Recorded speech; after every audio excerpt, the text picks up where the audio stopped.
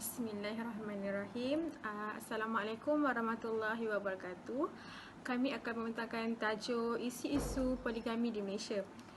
Saya Fatin Nabila binti Muzammil, nombor metrik 20BE02026. Konsep poligami menurut Islam.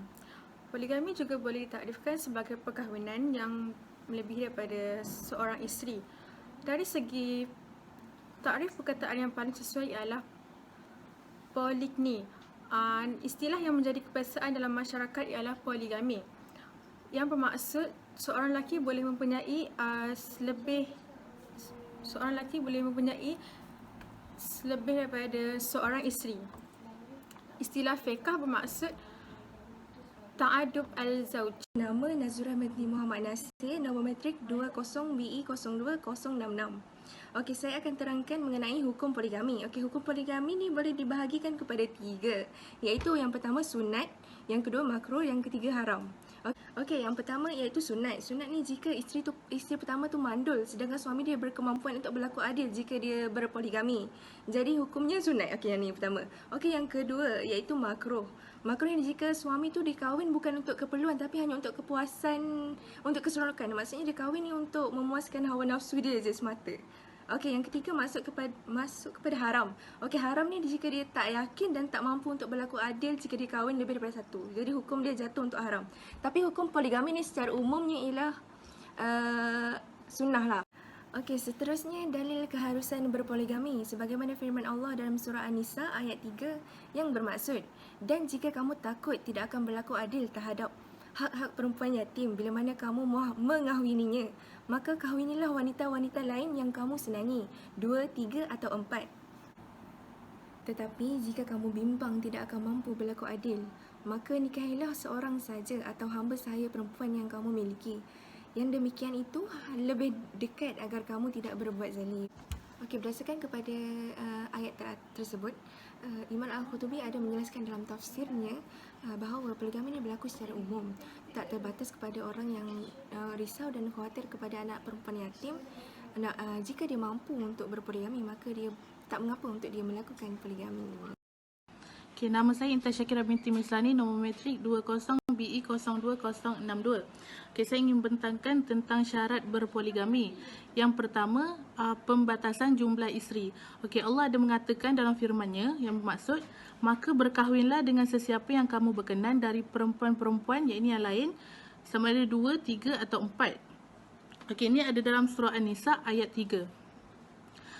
Okay, maka dalam firman ni Allah telah menerangkan yang seorang lelaki tu hanya boleh berkahwin 4 orang saja. Okey, ini tujuan dia supaya seorang lelaki yang suka dengan wanita atau taksub dengan wanita ni, dia tidak melakukan sewenang-wenangnya. Macam itulah dengan wanita.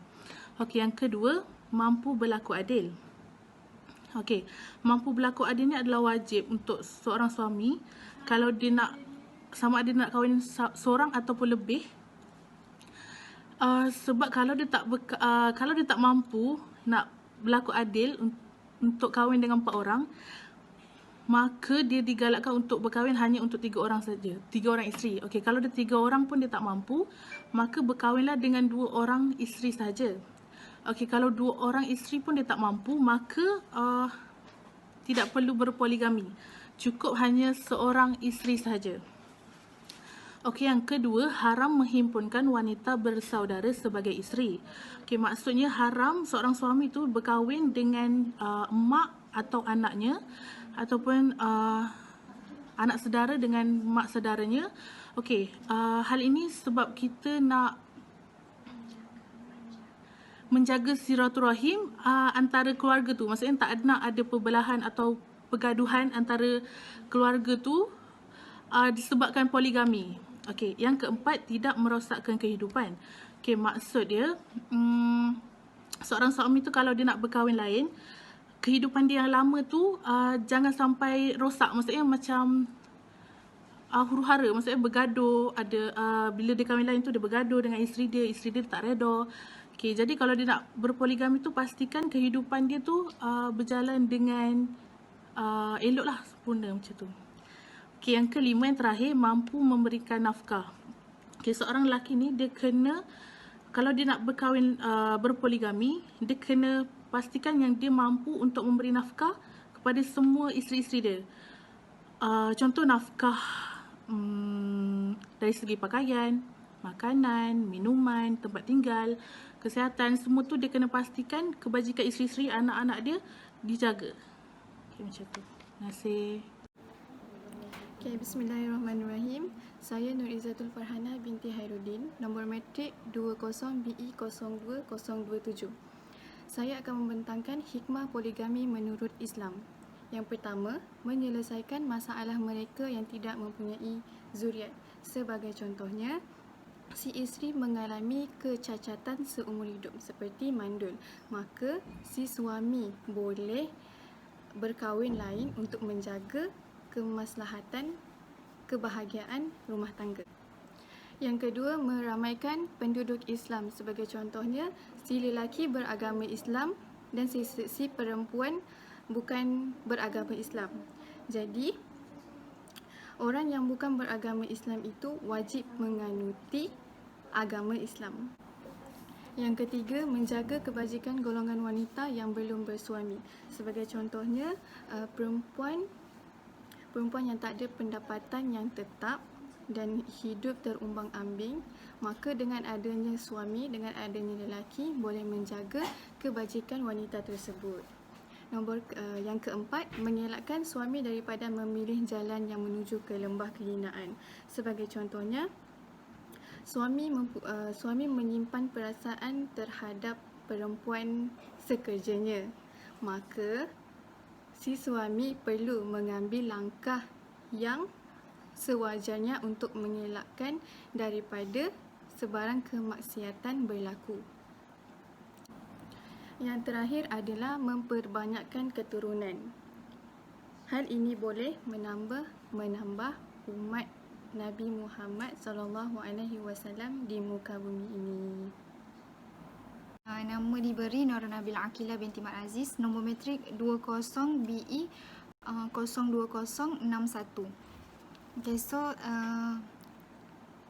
tajuk yang saya akan bentangkan ialah Undang-Undang Poligami di Malaysia. Okay. Menurut enakmen Undang-Undang Keluarga Islam 2004, bahagian 2 perkahwinan, permulaan kepada perkahwinan, Seksyen 23, poligami. Okay. Dapat saya simpulkan di sini bahawa yang pertama, lelaki tidak boleh berkahwin tanpa mendapat kebenaran daripada mahkamah. Kebenaran yang perlu didapatkan ialah kebenaran secara bertulis daripada mahkamah, and perlu memulakan akad nikah perkahwinan yang lain dengan perempuan yang lain lah. Okay. Yang kedua ialah permohonan untuk kebenaran hendaklah dikemukakan kepada mahkamah, di mana mestilah mengikut prosedur yang telah ditetapkan dan disertai dengan ikrar yang menyatakan alasan perkahwinan yang dicadangkan. Kemudian boleh juga menyatakan tanggungan, and boleh juga menyatakan dekat sini okay, seterusnya yang kedua ialah permohonan untuk kebenaran hendaklah dikemukakan kepada mahkamah. Okey, mengikut prosedur yang telah ditetapkan oleh mahkamah itu sendiri disertai dengan ikrar yang menyatakan alasan perkahwinan itu dicadangkan. Okey, selain itu juga boleh pemohon hendaklah menyatakan pendapatan pemohon pada masa tersebut, and butir-butir komitmennya, kewajipan tanggungan kewangan yang patut ditentukan, bilangan orang tanggungannya, termasuk orang yang akan menjadi orang tanggungannya berikutan. Macam jika dia berkahwin dengan janda, so maksudnya anak-anak kepada, jika janda tersebut punya anak, bilangan tu. Okay, seterusnya yang ketiga, mahkamah hendaklah memanggil pemohon isteri atau isteri-isterinya yang sedia ada, bakal isteri, wali kepada wakil isteri, dan mana-mana orang lain yang difikirkan boleh memberi keterangan terhadap perkahwinan tersebut. Okey, dan yang terakhir, mana-mana pihak yang tidak berpuas hati dengan keputusan mahkamah boleh membuat rayuan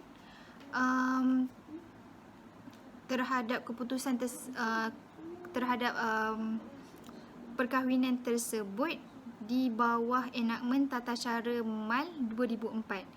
Okey, itu sahaja. Undang-undang poligami di Malaysia boleh dicari ataupun boleh dibaca di buku Akta Perundangan Islam. Sekian, terima kasih. Bismillahirrahmanirrahim. Assalamualaikum warahmatullahi taala wabarakatuh. Nama Alisa Nabila binti Adam Izamri. Nombor matrik 20BE02-079. Baiklah, saya akan membentangkan berkaitan isu dan cabaran poligami di Malaysia. Baiklah, berpoligami ini bukanlah sesuatu yang mudah kerana bermulanya daripada perkenalan sehingga terlaksananya poligami ini memang terdapat pelbagai isu dan cabaran yang perlu dilalui. Baiklah, antara cabaran berpoligami yang ingin dibincangkan adalah berkaitan dengan undang-undang di Malaysia dan persepsi masyarakat Islam di Malaysia, khususnya kaum wanita dalam menghadapi kehidupan berpoligami. Baiklah, sikap segelintir isteri yang tidak mahu dimadukan ini adalah dianggap sebagai penghalang kepada si suami untuk berpoligami kerana si suami memerlukan banyak alasan dan cara untuk membuat si isteri itu merelakan atau memudahkan urusan berpoligami. Baiklah, isu dan cabaran poligami di Malaysia. Yang kedua adalah kebanyakan wanita yang tidak mahu bernikah dengan suami orang lain. Baiklah, sikap ini juga akan menjadi salah satu halangan kepada kaum si suami untuk berpoligami kerana di situ akan timbulnya permintaan penceraian daripada isteri yang hendak dimadukan itu untuk menceraikan isteri pertama. Seterusnya, isu dan cabaran poligami di Malaysia yang ketiga adalah undang-undang poligami di Malaysia. Ini adalah kerana poligami ini memerlukan atau mewajibkan untuk mendapatkan keizinan daripada pihak mahkamah perjumpaan antara suami isteri serta calon isteri dan sebagainya. Jadinya, perkara sebeginilah yang menyebabkan banyak kes nikah ataupun kahwin lari. Selain itu, isu dan cabaran poligami di Malaysia yang keempat adalah para isteri tidak mempunyai sifat toleransi dan tidak sefahaman dalam menyelesaikan sesuatu masalah. Ini kerana pihak si isteri tidak mempunyai sifat toleransi atau kesefahaman dan akan membangkitkan isu iaitu menuntut haknya. Maka akan berlakulah perpecahan atau keruntuhan institusi keluarga yang dulunya harmoni dan bahagia. Baiklah, akhir sekali, bagi isu dan cabaran poligami di Malaysia adalah faktor persekitaran. Baiklah, seperti yang kita sering tahu, masyarakat Malaysia ini sering mengambil tahu ataupun memberi perhatian kepada individu-individu yang terlibat dengan isu poligami ini. Sehinggakan hal ehwal dalaman dan luaran menjadi perbualan atau umpatan masyarakat sekeliling yang secara tidak langsungnya akan memberi tekanan kepada individu-individu yang terlibat dalam isu poligami. Kesimpulan yang dapat saya simpulkan di sini ialah poligami yang ada dalam Islam, mereka menganggap sebagai penghinaan terhadap darjat dan martabat kaum wanita. Perbezaan pembahagian dalam harta warisan, mereka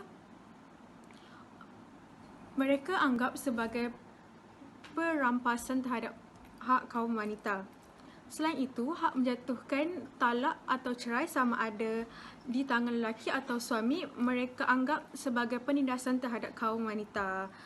Namun, amalan poligami ini tidak seharusnya dipandang serong atau disalahcertikan kerana terdapat banyak hikmah